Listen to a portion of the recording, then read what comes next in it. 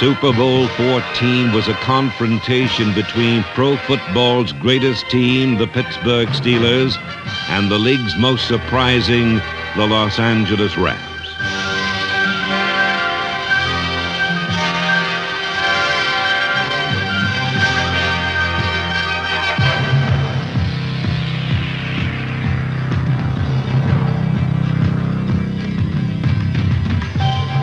For 3 full quarters and 10 minutes of the fourth, kid quarterback Vince Ferragamo matched Terry Bradshaw pass for pass, big play for big play, touchdown for touchdown.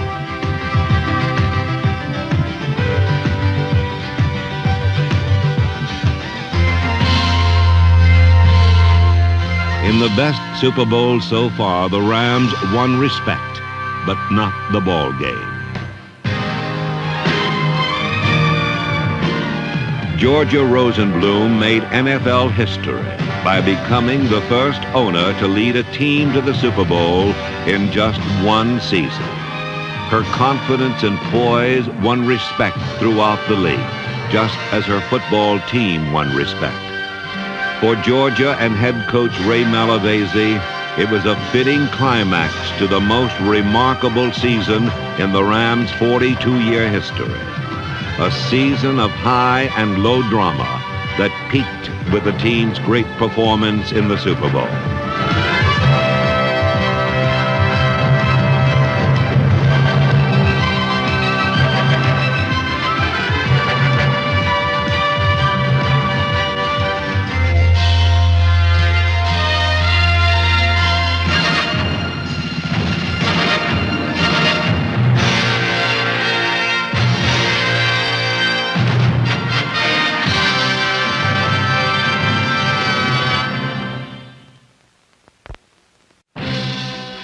The season of '79 began amid the sweat and strain of summer camp, with the Rams odds-on favorite to win the West for a record-breaking 7th straight time. But once the season was underway, the certitude of Rams fans and players gave way to a new reality. Los Angeles would not dominate their division as they had for the past 6 seasons. Their schedule contained no laughers, as the Rams lost more often than they won. One play against San Diego served to symbolize their futility, as opportunities were squandered and playoff hopes dimmed, much to the chagrin of fans, players, and coaches alike. But there were solid reasons for the yawning start. The team picture was a portrait in pain, as wholesale injuries removed 19 players from the roster. At times, it appeared more athletes wore civvies on the sidelines than uniforms of blue and gold. Of the 4 team captains that took midfield on opening day, only one was left at season's end, Jack Youngblood, who played with a broken leg. The offense was hit hardest. Pat Hayden and Vince Ferragamo both suffered broken throwing hands. John Cappelletti was finished before the season began, while Lawrence McCutcheon never regained pre-injury form. John Williams and Doug Smith were subtracted for the season, and all-pro guard Dennis Harrah missed time with a broken leg. Both regular receivers, Ron Jesse and Willie Miller, went down with serious leg injuries, while Billy Waddy had a hamstring that hampered him until late in the year. For the second straight season, number 34, Elvis Peacock, a number 1 pick, was lost for the year, robbing the Rams of his much-needed breakaway speed.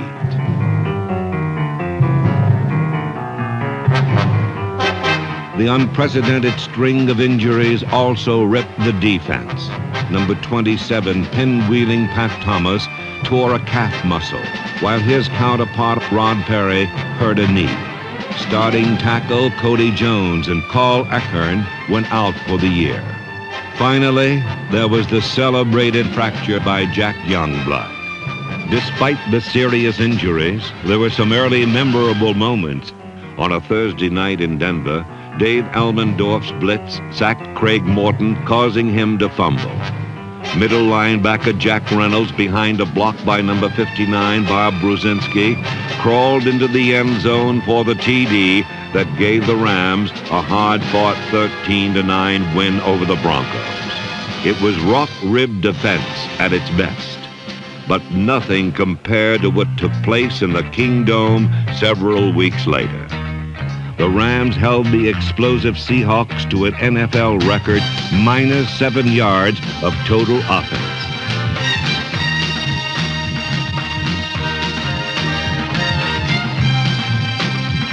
This second of 3 shutouts for the season was so awesome, the Rams had the ball for 45 minutes on offense as Pat Hayden completed 13 consecutive passes while leading the attack to nearly 500 yards.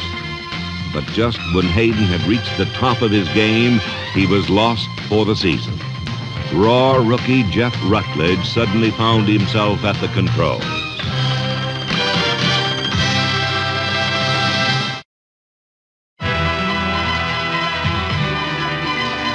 In Chicago's Soldier Field, rookie Rutledge made his starting debut.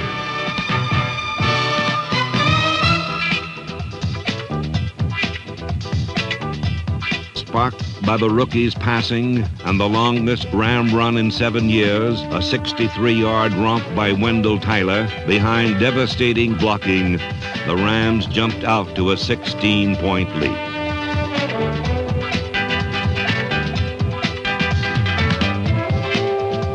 The special teams joined in when Nolan Cromwell blocked a punt and Jim Jodat picked up the prize for a quick 6. But just when it seemed the Rams would win their second straight, events showed shadows still hung heavy over this team. 2 interceptions led to a fourth-quarter come-from-behind win for the Bears. The defeat was LA's 6th in 11 games, and with the season 2/3 over, it seemed certain the Rams would miss the playoffs for the first time in 7 years. With so many regulars injured, nearly everyone gave up on the team, except the Rams themselves. The turnaround came in the Coliseum. Vince Ferragamo, broken hand healed at last, made his first professional start and led the Rams to victory. Ferragamo beat Atlanta's Grits blitz twice for touchdowns, and the team regained first place in the NFC West.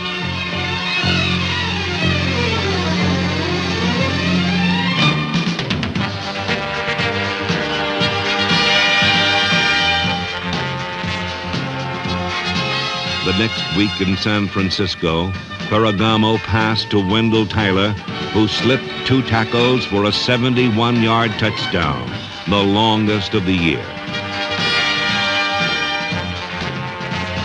Candlestick Park marked the Ram debut of veteran quarterback Bob Lee, who hurled the winning touchdown to receiver Ron Smith. Los Angeles had not only won its second straight, but had added stability to its quarterback core. Next, against arch-rival Minnesota, Lee's acquisition again paid off with a bomb to Preston Dennard. The special teams continued to glitter when number 37 Ivory Sully spiked a Viking punt and Joe Harris returned it 31 yards for a score. It was LA's 3rd touchdown of the year with a blocked kick. Despite the heroics, however, the game ended in regulation time, tied at 21. The Rams' hopes for the playoffs now hinged on sudden death. The Vikings are going to go all out after the Rams, and Corral has to get that kick up quickly. One of the biggest kicks of his career coming up now as the Rams' playoff chances hanging in the balance. Sudden death overtime. Here's the snap, the placement, the kick is, it's a fake! It's a fake! Going to the end zone! A touchdown for the Rams! A touchdown for number 21, Nolan Cromwell! And the Rams win in sudden death overtime!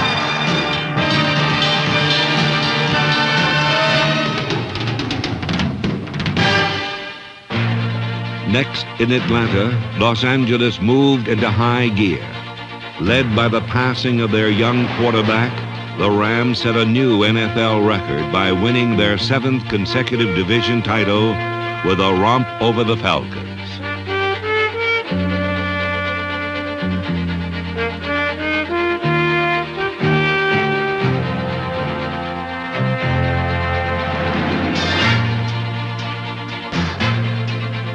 All facets of the team came together. Brilliant offense and relentless defense, which caused 6 quarterback sacks and 5 Falcon turnovers.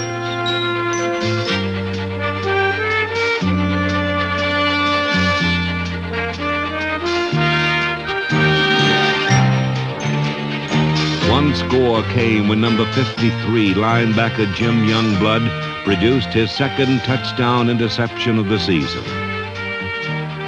The Rams had overcome a horrible start and unprecedented injuries to enter the NFL playoff picture for the 7th straight season.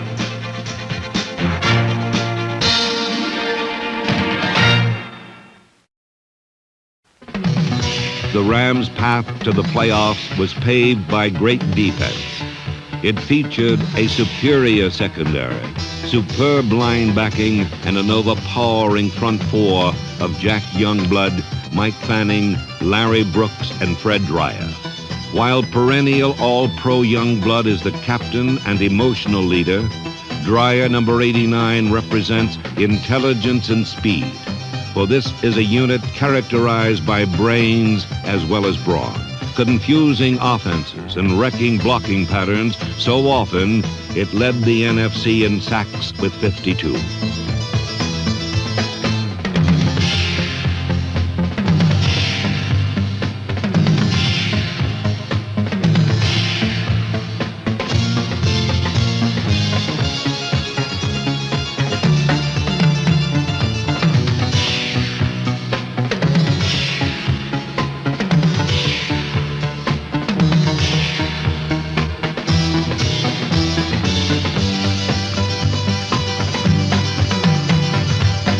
To enemy quarterbacks, the Ram defense was an avalanche of blue and gold from which there was no escape.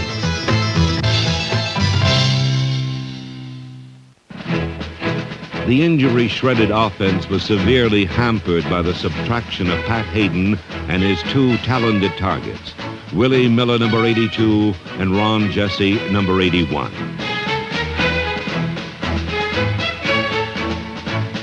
But the key to the season was the emergence of young replacements like number 88, Preston Denard, who started 11 games and led the team in receptions.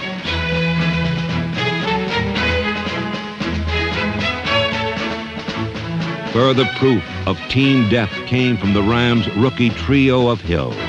Number 87, Drew Hill, number 24, Eddie Hill, and starting guard, Kent Hill. Number 87, Drew, was a low-round pick who started several games at wide receiver, while number 24, running back Eddie, was a second-round choice in the draft. But the top of the Hills was number 72, Kent, a number 1 pick who made it big on what well may be the best offensive line in football. Youngsters like Hill and Jackie Slater joined 3 All-Pros. Center Rich Saul, number 61, tackle Doug France, number 77, and guard number 60, Dennis Hercules Hara, in consistently clearing a path for Ram running backs.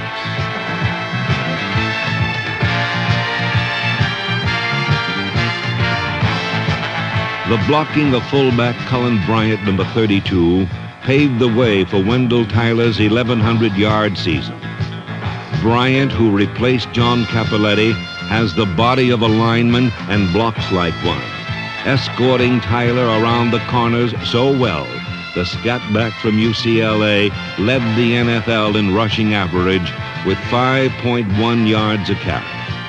But the big story on offense was the young man with the face of a matinee idol, but the inexperience of a rookie.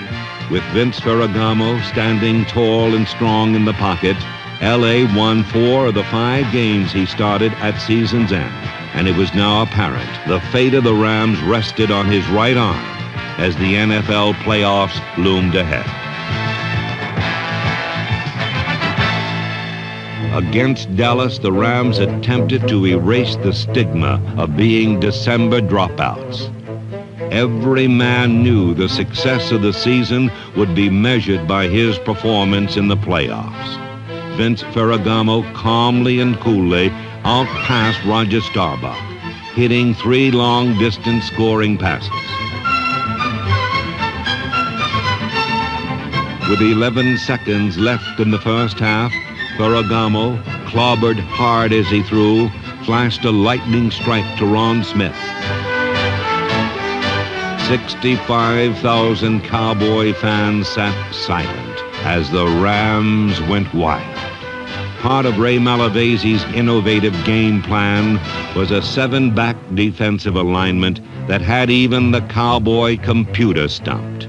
Roger Staubach was completely befuddled, searching in vain for open receivers.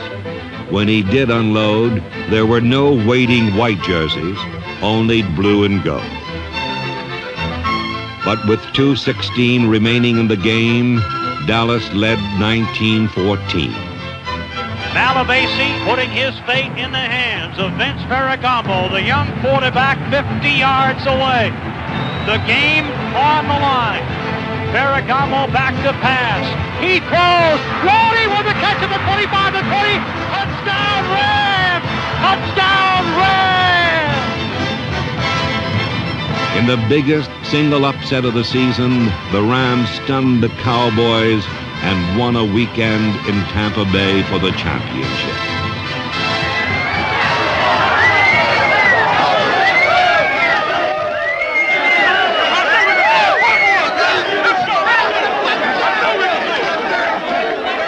Of all the locker room celebrants, none was more effusive than Ray Malavasi.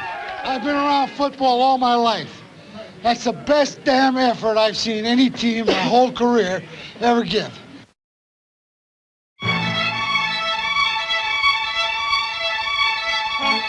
For the 5th time in 6 years, the Rams appeared in the NFC Championship game. For the first time, they won it, inspired by the presence of Captain Jack Youngblood, playing in pain with his broken leg. A savage Ram defense turned in its second straight jewel. Left! Quit left!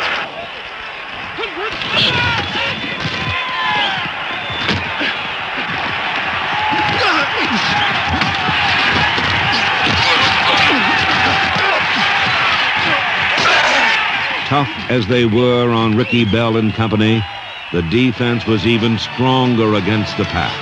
Tampa Bay quarterbacks completed only 4 of 27 all day.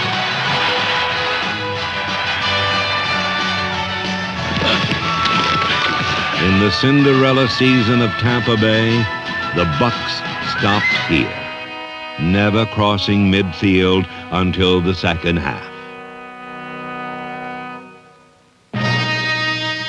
With defense taking center stage, the offense consisted of short passes to the setbacks and 2 tight ends, Terry Nelson and Charlie Young. In a game without touchdowns, 3 Frank Corral field goals were the difference in a 9-0 shutout that wasn't as close as the score would indicate. On the threshold for most of the 70s, the Rams had pulled together to reach the goal that had eluded them. Tampa Bay's dream was over. The Rams had just begun. The Rams now having trouble containing their emotion. The Rams are on their way to Pasadena. The Rams are in the Super Bowl, and they're heading back to California as NFC champions.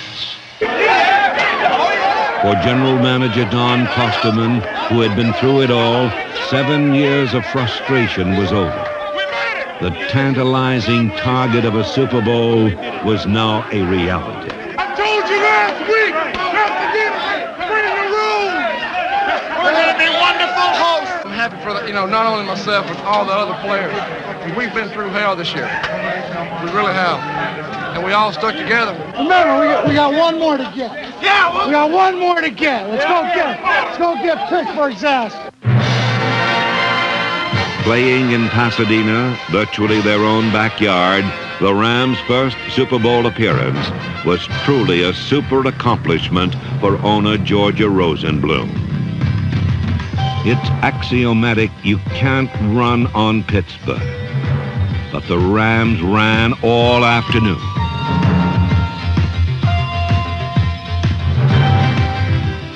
No one stops the Steelers' great ground game, but Pittsburgh was held to 84 meager yards. Vince Ferragamo showed exceptional poise as the Rams rolled up over 300 yards against the Steel Curtain defense. But in the end, the Bradshaw arm was the magic charm.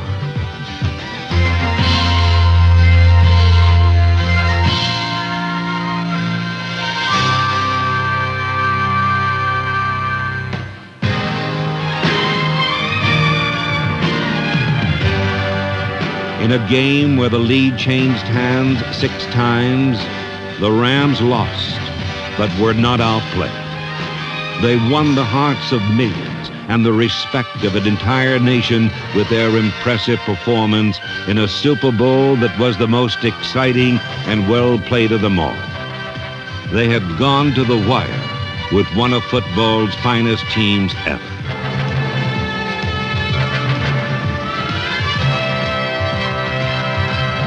Next year in their new home in Anaheim, a new era will dawn. With their legion of injured returned to health, the Rams will be aiming at an 8th consecutive division title and a second chance at the Super Bowl as well.